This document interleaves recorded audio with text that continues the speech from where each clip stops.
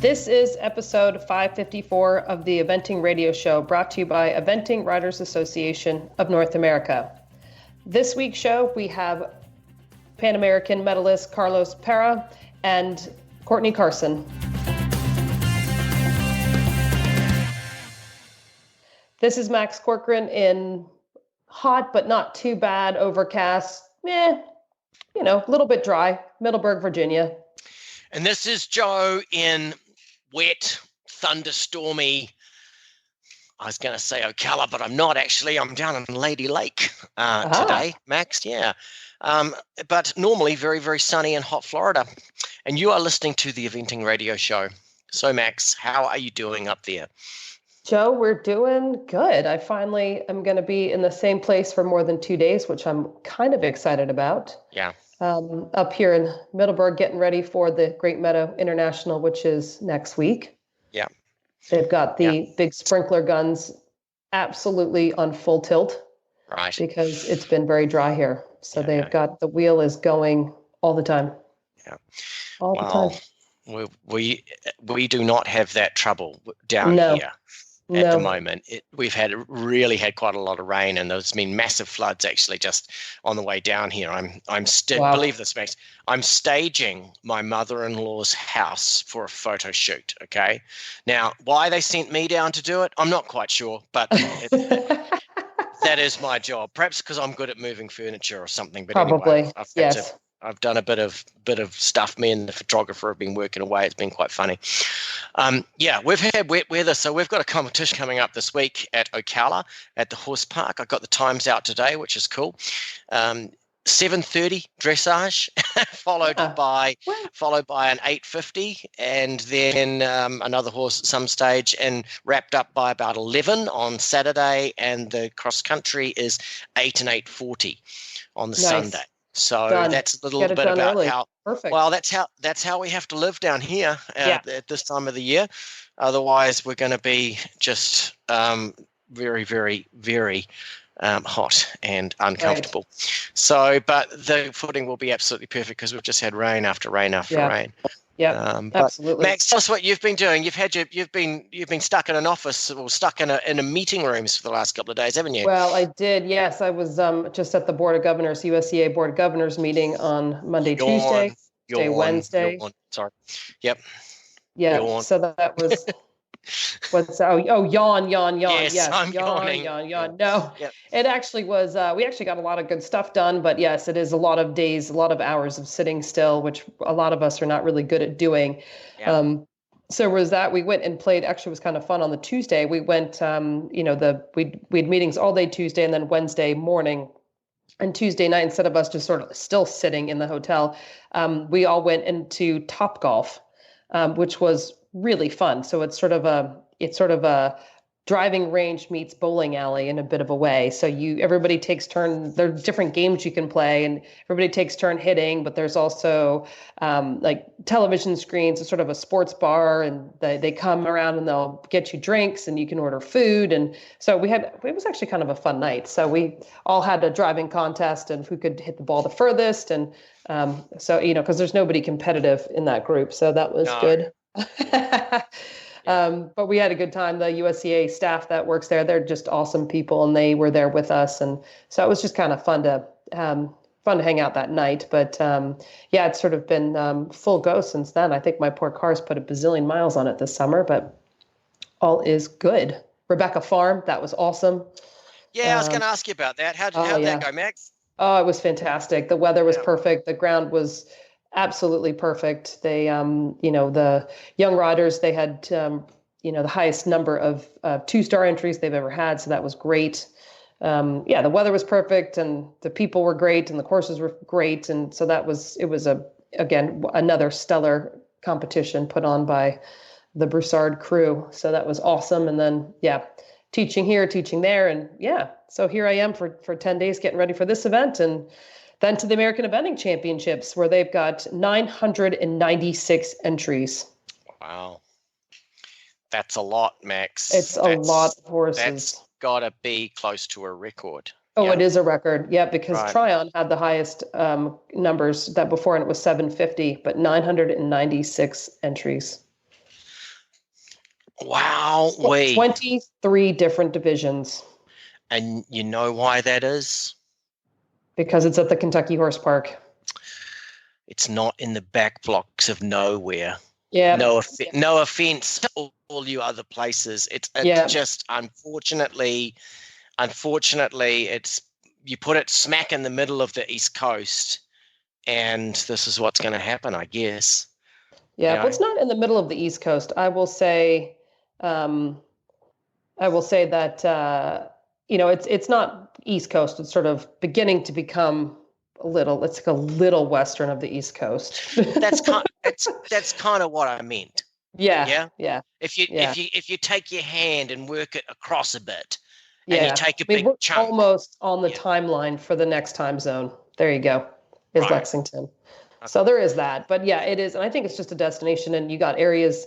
Area 1, Area 2, Area 3, Area 4, Area 5, Area 8 can get there so very easily. Yeah. So yeah. So there is that. But yeah, that's so that's exciting. And then I can't remember where I go next. I can't remember. Like plantation and everything, and then I come and hang out with you during Fairhill, which will be great. Yes. That'll be a lot of fun. Johnny and Bees. Yep. Yeah. No, that will so be there awesome. We go. Yeah. There's plenty to do. Yeah. So tell us, I wanted to ask you about the Young Riders at Rebecca Farm, Max. Did you watch that? How'd that all go? I did. I watched quite a bit of it, and I think it was quite. The 3-star riders were unbelievably fantastic. They're fantastic through their horsemanship, the way they looked after their horses, their awareness of all that. Excellent in the press conferences, very mature, which was great. Saw a bit of a gap to the 2-star. The riding was okay, but some of the horse care and that type of bit really dropped off in the 2-star, which was a bit concerning to see. And ground jury had to speak to a few people, so that was a bit disappointing. But again, the horses all came through it quite well. Good competition. Not so many 3-star entries, but I think the individual, it was really close at the end. These guys had to jump a clear round to keep their medals, and it was high pressure. And the guys that William, as we call him, Twigs, that won the 3-star, is a good kid, and he drove his own horse out there. All these other kids got their horses commercially shipped from Area 3, and he drove it out with one of the dads and all the equipment. He drove his horse and all the equipment out. So it was kind of a nice story for him to win it. And he's a good kid and a really good rider. So that was kind of nice to see that go well. And so it was quite good. I think it was quite good. And the kids were great. They all got along really well. And Rebecca Frum just does a really good job, even though they have 600 other horses competing there. They do a super job of making the young riders feel very special and part of a championship, which is really cool. They do all the, they go to the press conference, they've got their awards, their medal ceremonies, they have a couple of their own parties, they've got their own stabling, they've got their own hospitality tent. So it really is, it's a really cool experience for them. Yeah. Wow. Yeah. That's amazing. So it was good. Yeah, some very good riders and some fun to see. And what I love is that some of these older horses that maybe can't do the upper levels anymore, we're seeing, you still see, 6 or 8 of them at the young riders teaching this next generation what to do. So I love seeing that. And those horses all look really well and we're enjoying their job. Yeah, no, that is, I really like that as well. When the horses need to be doing something a little bit easier, that they get onto that, and it's just good for it's good for young riders and not so experienced riders to ride nice horses, and and I don't mean that in the let's go and spend $100 million on a horse at all. What I'm saying is that if you're lucky enough to maybe get a lease or borrow one or something like that, or something that's had a little bit of miles to go along with the other horses that you're riding and young horses that you're bringing on, it does really, really help you. Right. Absolutely. Yeah. You know, it was good. I mean, listeners, don't think I mean you've got to go and spend a fortune on a horse, you know, but like there's ways and means of getting around it and doing it. Like one of my working students was riding a fabulous one-star mare that Ruthie and I own, and has got some incredibly good miles, you know, and probably didn't realize quite how lucky she was, you know. But I mean, you have these horses that have been there and done it. And another one was riding an old 5-star horse, you know, and so it's really cool for people to do. Yeah, and so exciting news for the Pan Ams. I'm sure our last host spoke the last show was a little bit about that, but with Liz having been there. But great for the Brazilians. We're going to talk to Carlos in a bit. We're going to talk to Carlos Parro. He's going to tell us a bit about it, and it's I guess the last 2 shows have been a little bit about Brazil and things, but that's what's been going on. But first, we're going to talk to our first guest, Courtney. With us now is newly minted Pan Am medalist groom, Courtney Carson. Courtney, welcome to the show. Thank you guys so much for having me on. Yeah, well, so first of all, huge congratulations for our listeners. Courtney is the groom for Doug Payne, and she is just freshly back from Lima with some hardware. And quite an adventure, huh? Oh my gosh, it was life-changing. I mean, you know how it is, Max. Like, you think that you've done a lot of cool things, but then you add the team experience to it, and it just changes it as a groom. I didn't really think that it could go to another level until we were down there, and it's wild. It's amazing. It is, yeah. I mean, because you guys have done some Nations Cup things and stuff, but this is just a whole different ball of wax.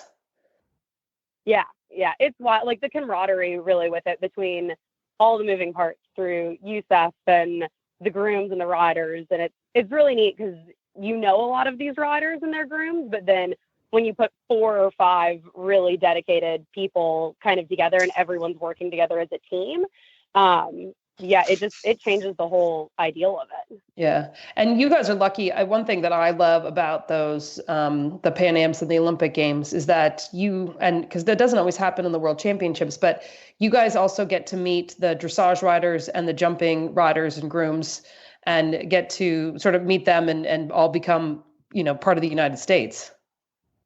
Yeah, it was awesome because we were on, they put the event horses kind of on the back side of the aisle. Because we were there in the middle, and so they were able to shuffle the dressage horses out and bring the show jumpers in.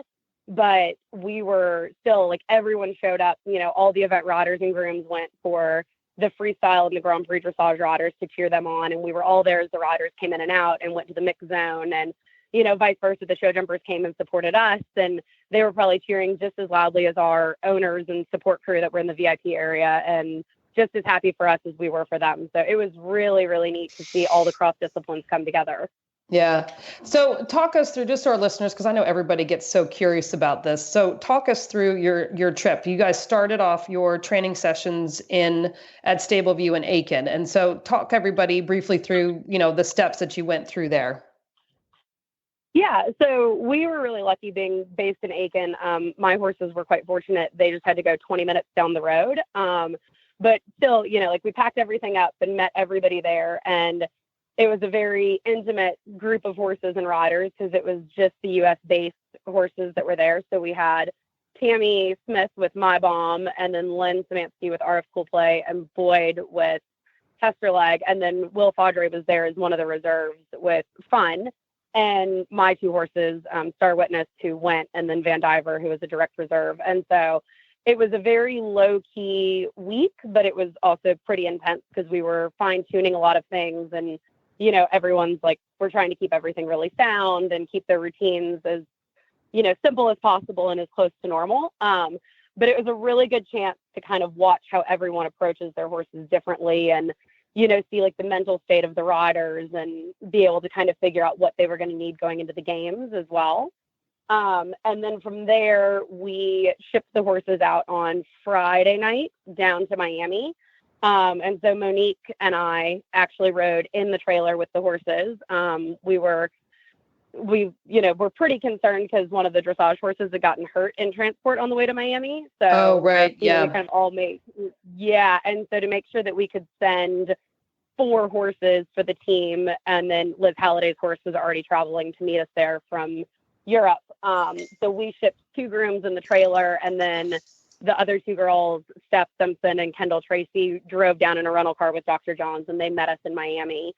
And we were supposed to just do a quick 6-hour layover in Miami, and Kendall, Monique, Dr. Johns, and I flew out, and Stephanie's sitting there waiting on the horses, and then we get word that the plane's delayed, and it was a holiday in Peru. Oh yeah, it was very nerve-wracking, and so it was a holiday in Peru, and they couldn't get the plane fixed, and we were trying to find another plane to get back up to Miami, and then that crew had to sleep so that they could fly back, and it was a disaster for about 36 hours, and then you've got all the athletes and all the grooms, and all of us grooms are used to taking care of 8 to 20 horses, and all of a sudden nothing. Right. So we're like, it's only so many times you can fluff your stall and make it look pretty. You're like, oh, wow, it still looks the same. This is what happens. Yeah. Okay. And actually, it was Yogi Breisner that pointed it out once at I don't know where we were, I think some seminar or something. And he talked about how when you get people that are so used to being so busy, the hardest thing is to make them leave the horses alone, and the grooms, absolutely, the riders. Yeah. And then, I just want to take it for another little hand graze, maybe just pull a few more hairs out of its mane. Oh, does it need to be clipped? I think I'll bath it again, and you've just, you got these people that are just so, they've got nothing to do, and they're not used to doing stuff like go to the mall and go shopping. Right. Like, what? What do you mean? What? Yeah. Go to the gym again? No, I've been already, so it's a difficult thing when you've got people that are used to going flat out and having a lot to do to teach them to leave the horses alone. Sorry, I just thought and I actually told someone, I was like, it's exhausting. Like, it's exhausting to try to make myself slow down in that situation. You'd think it would be refreshing, but it has the opposite effect on me, at least. Yeah. Oh, I know it. Yeah. I think I've overcome it, Max, to be honest. I think I've overcome it. Yeah. I give myself little different things to do, like, oh, there's a supermarché. What are we going to have for dinner tonight? And just I have keep to my go mind get fresh baguettes. Yes. Exactly. Yeah. Oh, look, and there's a wine cave. I think we better go and have a look at that. Traveling Joe is pretty great, by the way. And here's a beer factory. We're going to go and tour that. Exactly. Hey, Max. I know. Yeah. I know. All of our riders went to the top part. I was like, okay. Oh, my gosh. So anyway, so the horses got there. Everybody was fine. It's one of those things. It's like, that's why you pack extra baggies of grain in your airplane bag, right? You learn that lesson. You slip those ones underneath when no one's looking. You carry that one on yourself. Make it look like it. Yeah. No, I mean, and huge shout out to Steph Boydstrom, because she did a fantastic job keeping the horses, from losing their minds, sitting there waiting to get on the plane, and they all looked like $1 million, and Tim Judah and his crew, like, they were fantastic in working all that out. And they showed up, and honestly, like, they were all a bit on edge when they got there, but they all settled quite well. The horses or the riders? Did you say the horses or the riders?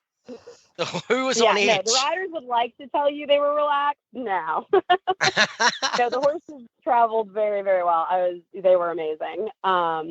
And the venue they did a great job with it, considering you're in the middle of the city, and you really felt like you were, obviously you're not going to compare it to like the Kentucky Horse Park or something, but you felt like you were in an actual equestrian facility. There was, although it was a small grazing area, there was a grazing area. There was a gallop track that the riders could book to hack on or to canter or do whatever they wanted. The rings were fantastic.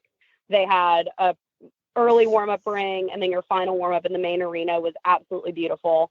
Like, it was very, very well done. And security at the gate, 24/7, and they all had smiles on their faces and everyone was very, very helpful. And, it was a very, very well done event. Probably the biggest concern was the lack of information during cross country day. Oh yeah, that's so hard. Was a bit spotty. Yeah. The announcing was a bit spotty, and there was no live feed even for anyone on the grounds. So that was tough. And then, of course, the cell phone signal that had been beautiful all week decided to drop. And so, random text messages would come through. Back to the old-fashioned days. Remember those days of runners?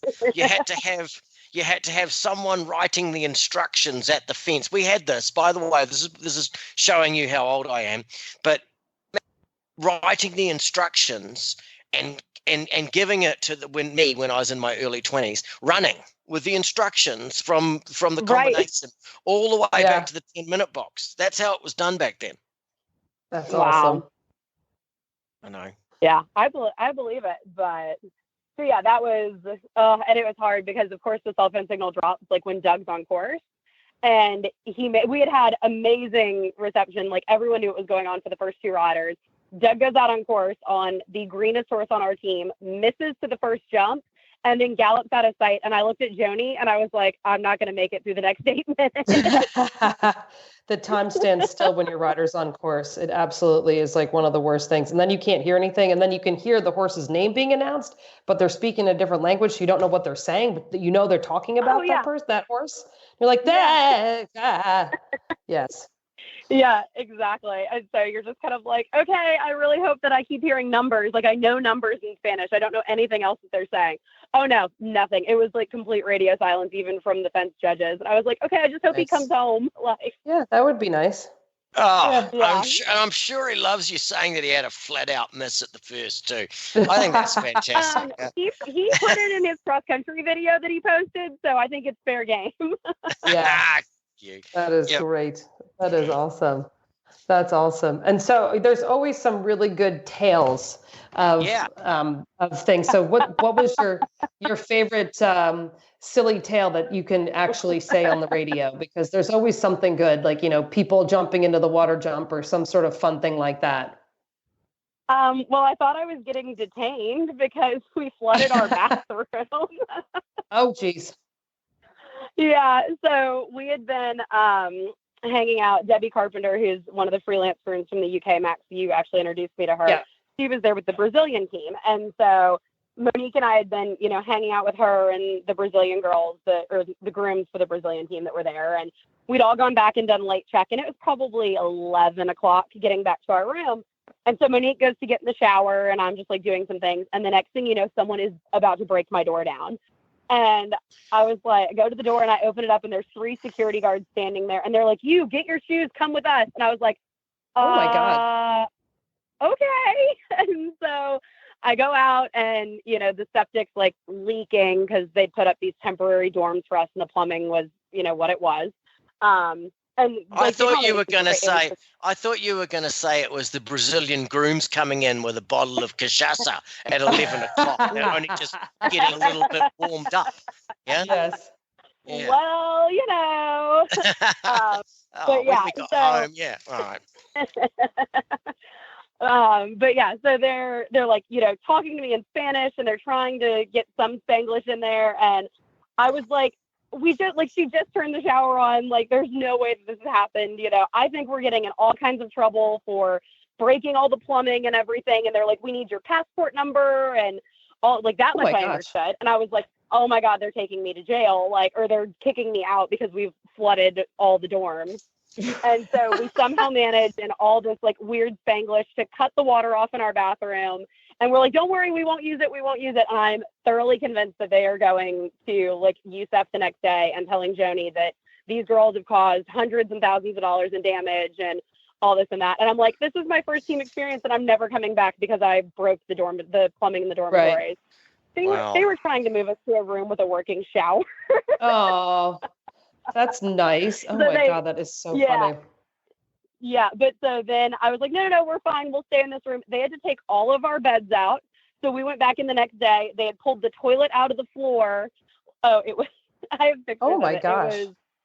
Oh yeah, it was like a whole ordeal, and I was like, "Oh my gosh, if I had known, you guys could have just shut the room and we would have moved." Like, right, yeah, exactly. That's not Hey, taking high school standards seriously. That's amazing, because if you'd been to, like, for instance, the World Games in France, they probably would have just given you a Gaelic shrug, and carried on. Yeah. Right, exactly. So, no, they were very, very accommodating. But for about 20 minutes, I thought I was going to like Peruvian detention, and I was very worried. Wow. That fine line of trying to understand, isn't it? Am I going to jail, or are they going to give me a margarita? Exactly. Yeah. Oh my gosh. And so then, everybody, you guys finished the competition, the horses are home, and everybody's happy and well. Yeah. Like Monique flew back to California with Lexus, or My Bomb, and I heard he got home in great form. And then we broke the trip up for the East Coast horses shipping home. So I went and I met the shippers at Stableview on their way back, and Thomas and Coolio both looked great. And our mare Ginger, she's home, and I mean, she looks amazing. She doesn't look like she ran at all. So she's enjoying some downtime, and then she'll probably just show jump a little bit this fall and hit some dressage shows. So she doesn't need to run another long format this fall. She's done a bunch. And you guys are gearing up because you guys have a big trip coming up, don't you? Yeah. So we come to see you next to Great Meadow. We've done 3 up there, and then from there we're going, touch wood, and keep everything crossed. So we're supposed to take the big horse Van Diver to Burley. So that's really exciting. That's awesome. That'll be excellent. That's a fun event. It is. I'm excited. I've never been. So. Yeah, they do it's fun because everybody camps right there, and there's a great big tent, and they've got a good party on Thursday night and another good party Saturday night right there. Nothing like Buccalo, but it's still a good night. Yeah. I mean, Buccalo was an experience for sure. Yeah. But There's nothing holds a candle to that, but it is still a fantastic time, and it is a fantastic event. And there's a large American contingency going over, which is kind of cool too. Yeah, huge. 9 entries. Yeah. I think 11 now. Is it? Yeah. I think I saw 11 Americans. And then Don Tram is supposed to go too. So essentially 12, and really exciting for us because Grace Fulton's going to go on Groom for Woodge, and Grace rode for us all last year because she goes to school now in Aiken. So it'll be fun to have her. And then I think last I heard, Debbie Carpenter and I are actually sharing a caravan together. So that'll be a lot of fun to hang out with her, call around and stuff. Yeah. So I'm really excited because you won't feel like such an outsider with that kind of a group. So no. And then you can, get a good course walk in and do all that kind of stuff. And that'll be awesome. Yeah, really that'll be a good time. Yeah, but there are a lot. Lots of people. That's great, though. I mean, I guess it's a good thing. Yeah. So hopefully, that many horses. They all get there, and we all get home, and all that stuff. So I think it's a fantastic thing. There's going to be a lot less horses at Fair Hill for us, Max. That's funny. The entries at Fair Hill are dwindling as we speak. Yeah, I know. It's look, I'm not complaining. Okay, as much as I would love to go to Burley. With all of those top horses going to Burley, it's no other 5-star here until next year, supposedly. I'm not that upset. I'll just keep that one quiet. Yeah, there are 11. I'm just looking up the entries now. You got Woodge, Liz with De Niro Z, Hannah Sue, Andrea Baxter, Buck, Lillian, Ariel Ground, Will Coleman, Chris Talley, Doug, and Lauren Kiefer. That's awesome. Know what I'd love to see, Max? What would you love to see? I want to see Chris Talley's jog outfit at Burley. Oh, I want to see the English faces. Yeah. When he comes out, are they ready for it? When he comes out in the black studded leather jacket and black studded boots, I hope he does wear that. I have to get him. It is so good. Yeah. I'm gonna have to tell him next week to make sure he's got that packed just for you. Please do. Please tell him, because that would just I'd fly over just to watch that. I think. That would be cool. It would just be fantastic. So. That's good. Well, Courtney, we know you probably have horses to feed and stalls to muck out and do all that kind of stuff, but thank you so much for chatting with us, and good luck. And I will see you next week. We'll see you real soon. Yeah. Thank you guys so much for having me on. It was great to catch up. Yeah. Thank you. When it comes to feeding your horse, are you sure you're giving him every possible advantage? With Pro Elite Horse Feed, you can. It's the only horse feed to offer unparalleled amino acid profiles for enhanced performance, regulated starch and sugar levels, the best digestive package available, and nutrition-locked formulas that are crucial to overall health. Combined, these advantages create a winning formula for your winning horse. To learn more about feeding your champion, visit proelitehorsefeed.com. That's www.proelitehorsefeed.com. So, continuing on with our Brazilian theme, as in from the last show, today we've got Mr. Carlos Parro on the line. Carlos, how's it going? It's going great, Joe. How are you? Yeah, not too bad. Not too bad. Hot and wet, but surviving our summer.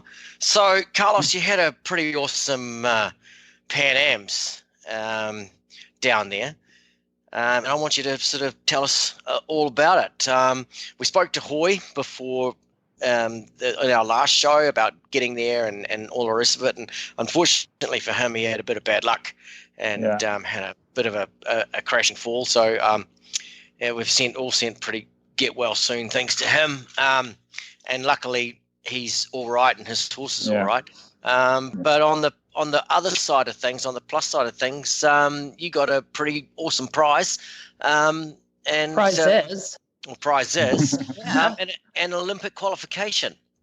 Yeah, I think, we left here with our aim, knowing it was going to be difficult. But you worked out pretty good. It worked out pretty good for us in the end, of course. We had a little bit of worry moment when Hoy had a fall and we had to rethink what we had to do. But yeah, it worked out good. Yeah.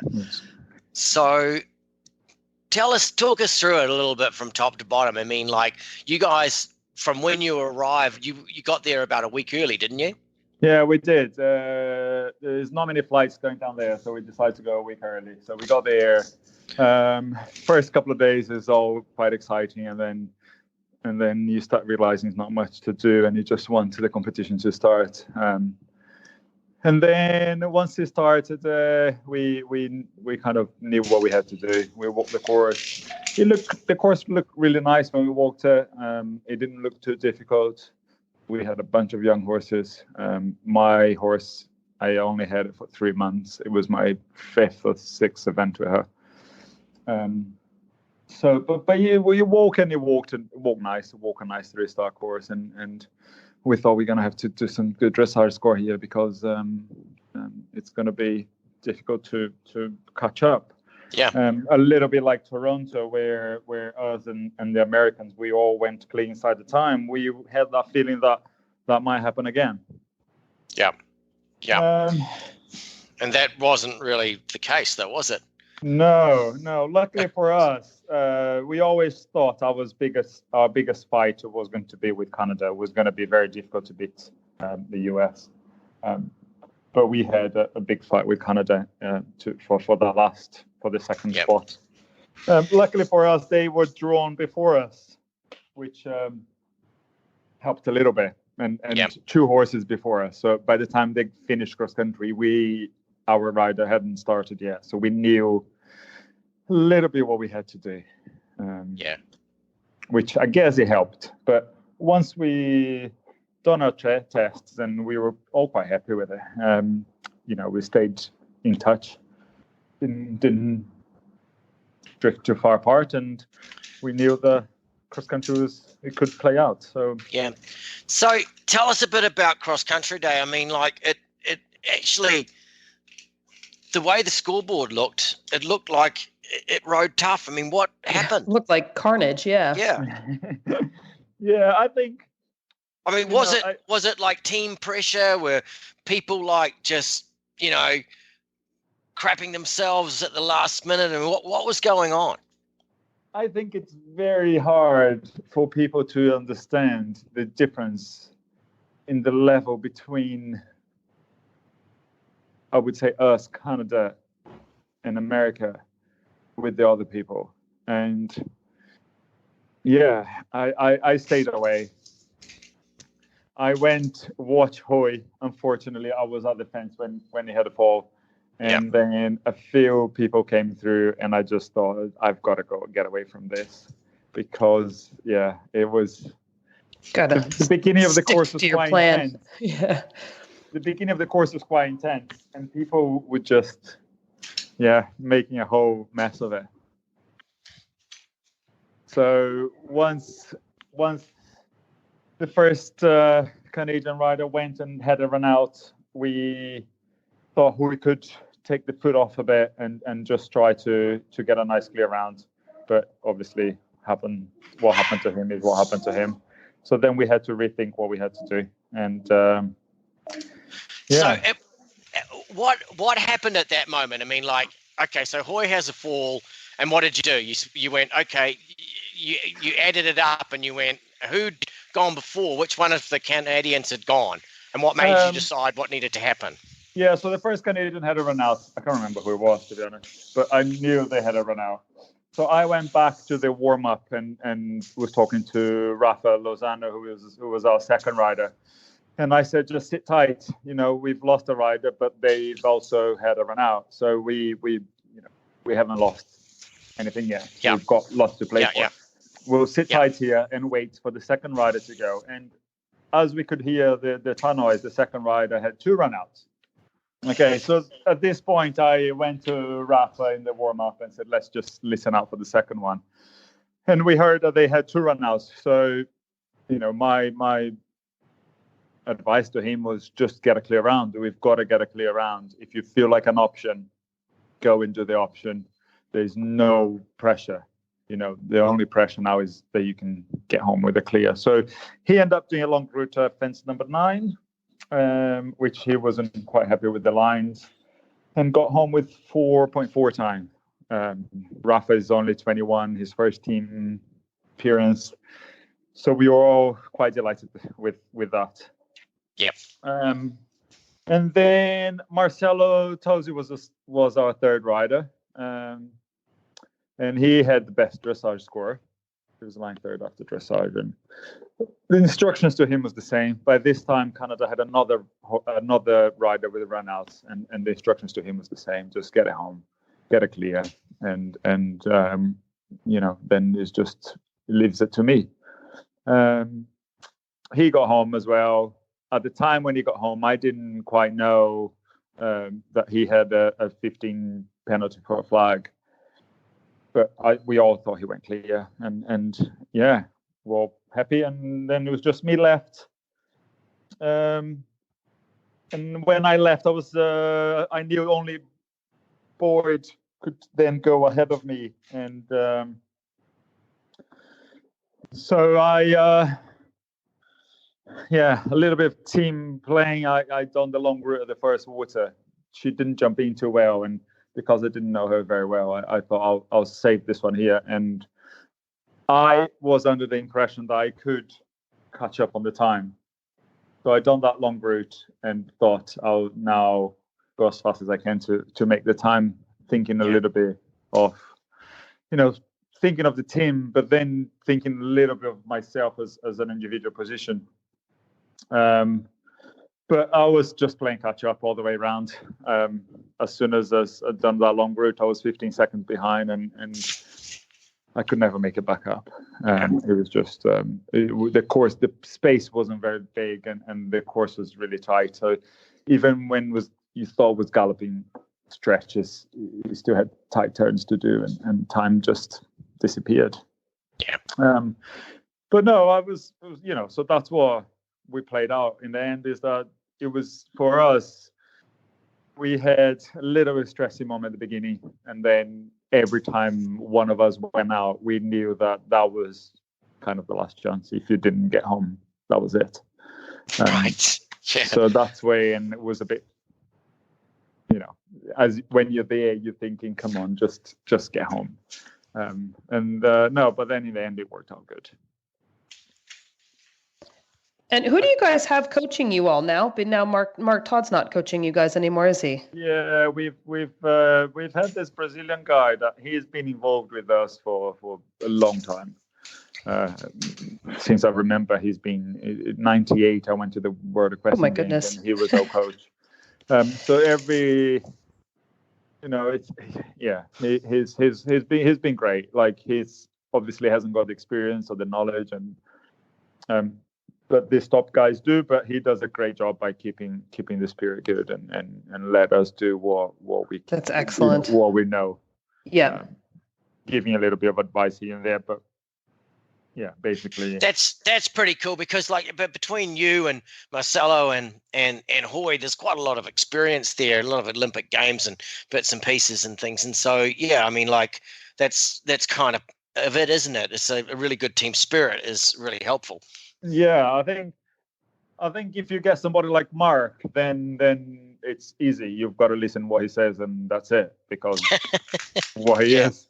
But if you can get somebody that's not as good, but then it can cause a little bit of confrontation in a way that it's not always what you want to hear, and it does make it a little bit tougher. But this guy, he knows what he is, and he knows we've got a lot of experience.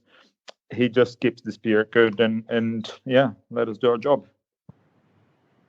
Yeah. Fantastic. And the venue was super. Everybody said there were rave reviews on how the venue was, and they were all sort of ready and prepared for you, and that was all quite good. Yeah, it's always hard when you go to a new place, but no, it was everything perfect. Everything was as should be, and better. There was loads of space, and they were very helpful. Every time you wanted to canter your horse or jump out, there was somebody there to say yes, go ahead, or wait 10 minutes into it. It got a little bit busy when the jumpers arrived with the dressage horses still being there, but the surfaces were good, and the cross-country ground was good, and the fences were good. It was all, it's always a little bit tricky when you don't know, but as soon as we got there, we knew that was going to be a good place. Awesome. So Olympic qualification, that must have been a huge sigh of relief for you guys, mustn't it? Yeah, when you that was the main aim. We left here thinking we've been going to the Olympics. The first team we had, I think, was '92, and we've been qualifying for the Olympics ever since. I'm sure there'll be one day that we won't, but when it happens, it's a big relief. A big weight comes off your shoulder that you think we've done our first job here. And I think we've done it well. I think it's important to say that we have done it well. We went there, we had 3 clear rounds, and Marcelo had a fence down the short jumping, but me and Rafa short jump clear. We came home with an individual medal. So it is. The sports in Brazil and the riders in Brazil are getting better. So it's not just the Olympic qualification. It is thinking of also getting a good result at the Olympics. But yeah, I think it was a big first step towards it. But the great thing is that now it really adds to the momentum, doesn't it? I mean, you've got the Olympics coming up, and you've got people who are keen, and you're qualified, and hopefully you'll be able to get a bit of support from whoever you get it from, your government or your federation or whatever, and really make a real good go of it. Yeah, the Pan American Games, being a games with all the other sports as well, is where our Olympic committee decides how much funding they give to each sport. So getting a good result there, it's also very important to us, because we get more funding as we get better results. So having a team silver and individual bronze, it's much more than when we went, let's say, to Guadalajara and got the bronze and still qualified because the US was already qualified. The US already qualified, yeah. So when we go and get silver in an individual medal, then of course they look at us thinking, if we put a bit of money here, these guys could go to the Olympics and fight for a medal. Yeah. So it does make a difference on our funding on how we go in the Pan Ams. Yeah. Fantastic. So, Carlos, tell us a little bit about this horse of yours. You've only had her for 3 months. Yeah, it was a bit of I had a really good horse ready to go to the Pan Ams. He's been prepared from the start. He was 4 when I got him, and he was all ready to go until about 4 months before the Pan Ams. He was already qualified last year, and good results. And took him to an event, and he hurt his leg. So I did have another one. Wasn't as good. But then people approached me, some owners approached me and asked me if I wanted to ride their horses. At the time, I didn't think much of it. She's not very big. I think she's about 15'2", a meter 56 or something. Yeah. But she already jumped a 3-star long format, and I thought maybe I could get her qualified, and just maybe I could have her as well for the Pan Ams. Yeah, so she went to Tartessos. I done maybe 2 events on her. I went to Tartessos. She jumped the Buccleuch at Tartessos. A little bit of time cross country, and then came back, done another 2, and Remind me her name. It's Quaking Curious. Yeah. An English bred horse on New Zealand. The father is by Quick Star, and then the mother is a New Zealand thoroughbred. Oh wow, what a combination! That's all right. Okay, well, I'm gonna clarify this. I'm gonna clarify this as soon as I get my terrier out of the room. All right, so the mother, we called her Poppy, Max. Okay, we called her Poppy. Her name was Should Be Good, and she was out of I think it was Would Be Easy. Okay. Now I have to check with Dad, but it was one of Dad's experiments. Okay, the damn sire was Silent Hunter, and that was the sire of Snip, sire of Silence, Sanskrit. Okay, Southern Star, some famous 5-star horses and Olympic horses. So he was the sire of Silent Hunter, and one of Dad's experiments was to get this trotting mare and breed, because he wanted to breed a bit more jump. So he bred this. He bred and Poppy, who Should Be Good, this was what we got out of her. Now I rode her as a 5-year-old. Did some show jumping with her, and she was amazing. And we sold her to Victoria, and she was the breeder.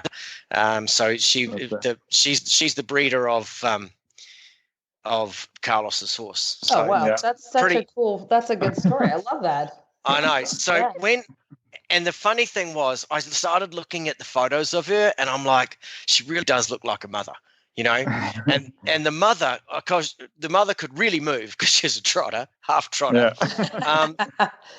So she had this amazing trot, but she could really jump, and she had an engine like you wouldn't believe, like just could never stop. She just would go and go and go and go and go.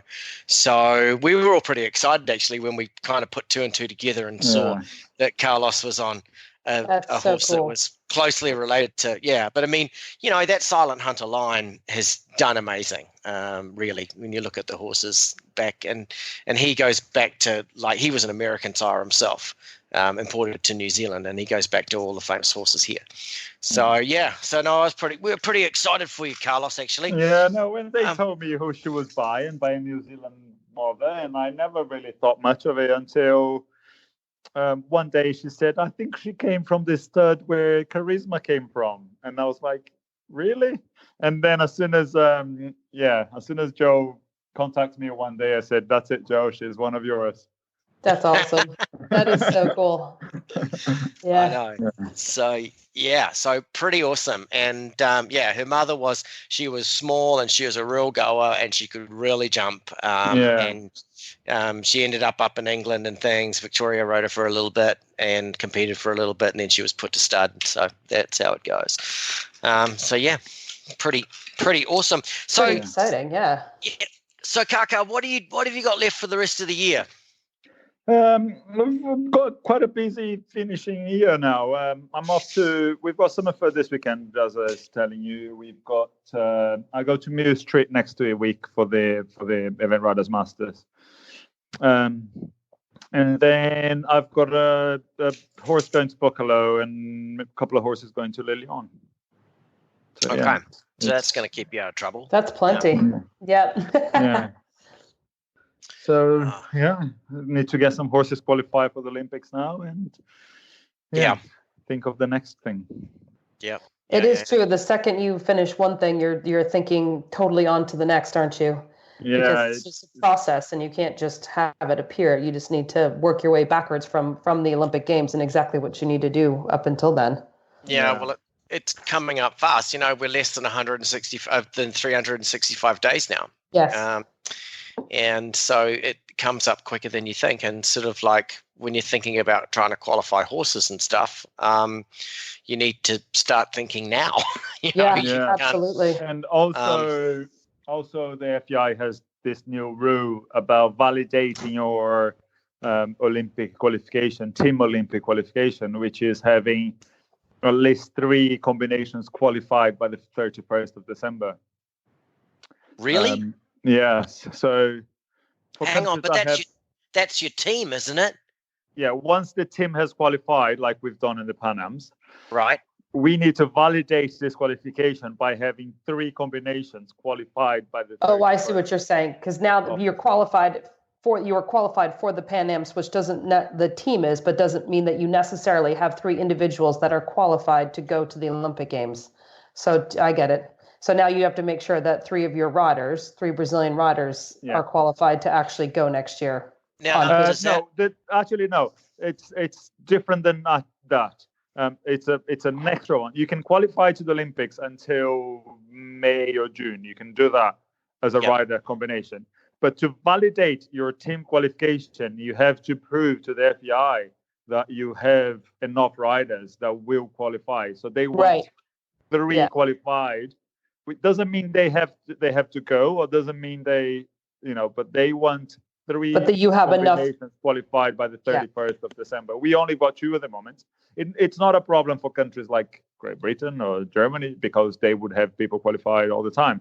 But Brazil, where there's only 5 or 6 4 5-star riders, then it becomes a little bit of a problem.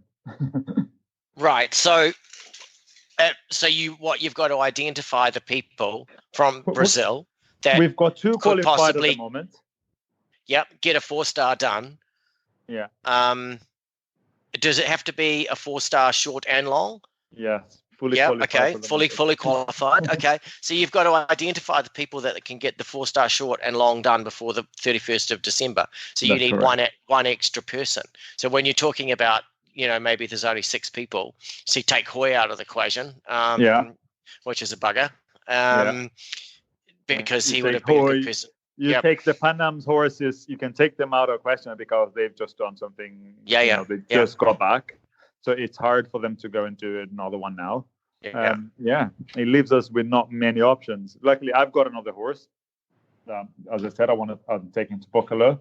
And then our reserve rider that went to Pan Am's also going to Buccalo to qualify. But it's not many people left, but it's something that. Well, I hope you guys do get qualified. Otherwise, we'll probably end up seeing you at the Jockey Club. Yeah, because that's the last qualifier, isn't it? That's the last one. Yep. That's the last. That's the last 4-star. Because you have to have your qualifications done by December this time, and not February like it was 4 years ago. Yeah. You can. If Brazil got 3 combinations qualified by 31st of December, other people can qualify up to May. Right. And you go. Right. Yeah. I know. But the people that are chasing the points, like the individuals from sort of Puerto Rico, the Canadians now, and and other places, that's their last FEI competition, unless they're going to go to Adelaide, which is a little bit out of question. Yeah, but it's the whole new thing. Now, is that the same? Excuse my ignorance, but is that the same for all teams, or is that just the people that go to the Pan Am's qualifying at 3-star level? All teams have to have 3 riders. But as I said, you get the Brits or the Germans or even US, they would have people qualify for the Olympics that are not even on the list. That's enough. They might never have a chance of getting the team, but that's enough for to validate their qualification. So when you get Brazil or I was talking to Alex watching yesterday, and they only got 3 riders that could qualify for the Olympics full stop, and all 3 of them have to qualify by the 31st of December, and he's the only one qualified so far. Right. They qualified as a team, but they might lose their team slots because I gotcha. And then that's interesting. Yeah. So I bet China's throwing some yen at some of those boys then, I imagine. Yeah. We might end up seeing them at the Jockey Club as well, Max. Could be. I know. Exactly. Yeah. Okay. Well, it throws a whole new dynamic on it, and I get it. Like the FEI probably wants to know that the teams have got depth and that they're going to be able to actually get there. Exactly. And let's not go into the point system. That's another very long, complicated thing. Yeah, a whole new thing. When we went to the Olympics, it was on the point system, believe it or not, for New Zealand. And it's a whole different thing. Right. Well, it sounds like you've got plenty to do for coming up. Yeah. So I'm quite jealous of you going to Buccalo. It's always been a really fun event. Yeah. Yeah, Joe, why don't we get a horse to go there? That'd be fun. I have some good stories about the year where I went to Buccalo with you. About the what? The year we went to Buccalo together. It's not for this type, not for here conversation. Yeah. But I was telling somebody the other day about that time we went together to Buccalo, and I'm surprised I can remember a few things. Yeah, well, that was back in the days when we were young and irresponsible. But it's all changed now, Carlos. Yeah, you're a Pan Am's medalist again. So exactly. you've got to knuckle down and get to the next Olympics. So, all right. Well, listen, Carlos. Before we get into some of those old stories that we probably shouldn't tell people about, I'm going to say thank you so much for coming on the show and taking some time to talk to us. And good luck for the rest of your season, and good luck for the Olympics. And congratulations, Brazil! I'm really happy for you. Congratulations. Max and I, we were talking last time, and we said even though it looks strong for America, we said that it's anyone's Pan Am's, really. This is what we thought. It wasn't like this one. It could have been anyone's. Could have gone anyone's. Yeah. Could have gone anyway, and it really did. And it just goes to show that anything can happen. And if in America it had one more little slip up, it would have been a whole different story. You know. And it's so and favorites that you think are an absolute shoo-in, things go horribly wrong in team pressure and stuff. And so, it was great. It was great. But I mean, it looked horrifying, the scoreboard, but I'm sure it wasn't so bad. I think just well done, guys. Really good effort. You. No, thanks for having me. And as you said, it could have been anyone, and we're just glad that it worked out for us. We all put a lot of work and effort into it, and we're just happy that it's paid off. Yeah. Okay. Awesome, Carlos. Well, thank you so much, and we'll see you again soon.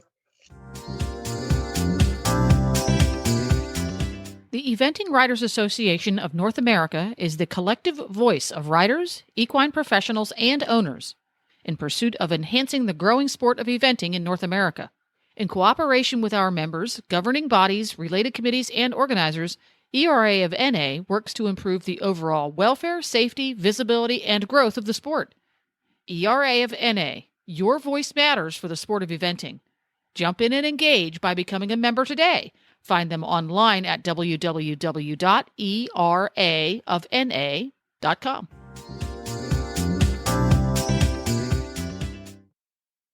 So, Max, what did you think about that? The homebred of ours. I love that. Yeah. I think that's cool. I know. I was going to ask you, is that that mare? Because I know when I had that little horse Upstage that I used to look after for Karen, and that sire was a New Zealand thoroughbred called Touching Wood.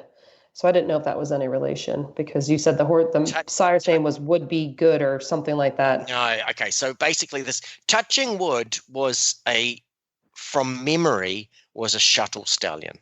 Oh, okay. Okay, that went from England to. Now I may be wrong, but I'm pretty sure, and I'm pretty sure he stood at David and Maisie Benjamin's in the Waikato.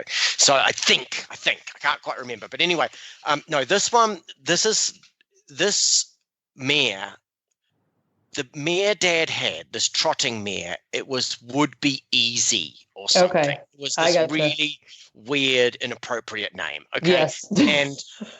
and the sire was Silent Hunter. Now, Silent Hunter was the sire of a lot of our really top horses. This is a completely different line to anything like Charisma and that line. Okay? Right.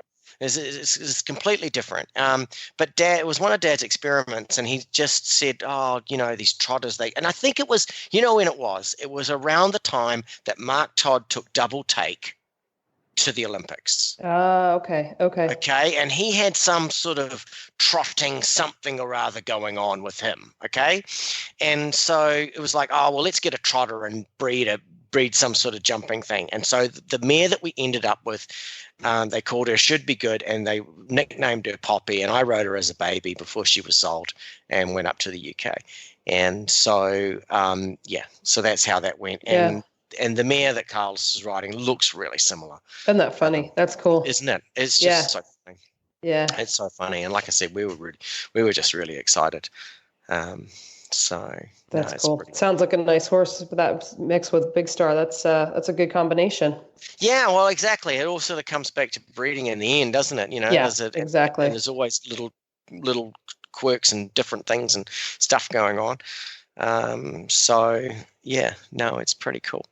But apart from that, Max, we haven't got a whole lot more news. I mean, we're getting ready for our fall down here. I mean, obviously you're busy with Great Meadow up there, and that's quite a serious event. Yeah, we've got way more entries than we were expecting, which is exciting. We have 150 entries, which is great. Yeah, we've got 42 in the 4-star, which we weren't really expecting, but we're thrilled with. So yeah, I think it'll be good. Sounds like a few people are using this as their final run for Burley. Well, it makes sense though, doesn't it? Yeah. 2 weeks. And that's exactly what we would have done. Yeah. As well, when you look at the calendar, you've either got to leave now and compete in England, or you do Great Meadow and you can go. Yeah. So it works in really, really well. So when we were toying with the idea of Johnny going, it was Great Meadow was definitely on the radar. Yeah. But don't panic, Max. If everything goes well, we can go. I've been told we can go next year. Excellent. Yeah? Super. Okay. I like it. So we will go to Burley. So I don't think you're going to miss out. And I feel like I'm actually. I was speaking to Dan Jocelyn the other day, and he's getting married in about 6 weeks, and I'm going over to be the best man, which I'm super excited about. Wow. And he said, "Oh well, yeah, no, I've entered Burley because the horse isn't quite ready, but I'm not getting any younger." And I'm like, and I had this pang of jealousy. I really did. I was just like, I want to go. I mean, it would be one thing if you live there, you would have that, but now when you have to pay for the airplane over there, you got to be really sure. Exactly, and that's what I said to him. I said, like we got to raise funds for that, and we've got to have the horse in really, really good form and things. Yeah. And I feel like in my heart of hearts, probably next year's his year. And so, but like if I'd been there, I think I probably would have been like, well, because Johnny is such a good cross country horse. Yeah, exactly. Yeah, he's super. Yeah, would have been easy for him. But anyway, next year. Yeah, I know. Onwards and upwards, Max. But anyway, it's about time you started with your end bits. Yeah. All right. So everyone, thank you so much for listening to the Eventing Riders Association of North America podcast. You can learn more about Eventing Riders Association of North America at eraofna.com. You can find the links to today's guests and topics at eventingradio.com. You can follow the Eventing Radio Show on Facebook. Just search for the Eventing Radio Show, and on Twitter at Eventing Radio. Listen to the Eventing Radio anytime, anywhere with the free Horse Radio Network app for iPhone and Android. Go to your app store and search Horse Radio Network. You can also subscribe via iTunes. Thanks again to Pro Elite Horse Feeds for supporting the show. Find them online at proelitehorsefeed.com. This is Max, and you can find me at Great Meadow. You can also find me on Facebook at Max Corcoran Horse Care. You can find me on Instagram at MMC338. And you can find me, you can read my old blogs on Max Corcoran WordPress. And this is Joe, and you can find me on Facebook, Joe Meyer. You can follow me on Twitter, Joe Meyer, NEVNTR. You can go to my website, joemeyereventing.com, and you can find me on Instagram, Joe Meyer Eventing. And you can find me this weekend at the Ocala Horse Park, sweating my little bottom off in the hotness down here eventing. Oh, and by the way, Max, they've waived coats and braiding. Oh, already. I like that idea. Yep, isn't that fantastic?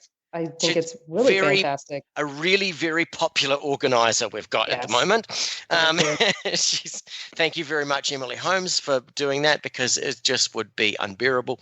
But anyway, so that's what's going on with us. But thank you, listeners, and we'll talk to you again in 4 weeks' time. Bye for now.